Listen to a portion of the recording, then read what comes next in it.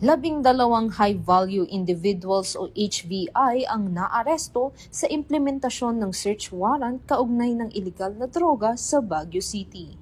Isinagawa ang operasyon noong April 17, 2026 sa Barangay Santo Niño.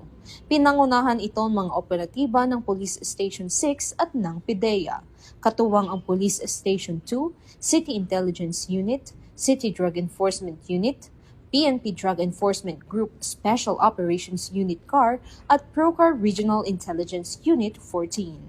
Sa nasabing operasyon, nakumpiska ang hinihinalang iligal na droga na may tinatayang halaga na humigit kumulang 140,000 piso.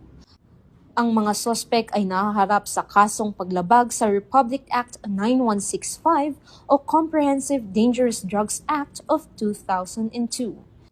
Muling pinagtibay ng Baguio City Police Office ang kanilang pinaigting na kampanya laban sa iligal na droga at patuloy na hinihikayat ang publiko na makiisa at maging mapagmatsyag sa kanilang komunidad. Samantala, pinapaalalahanan ang lahat na patuloy na makipagtulungan sa mga otoridad para sa mas ligtas at maayos na pamayanan.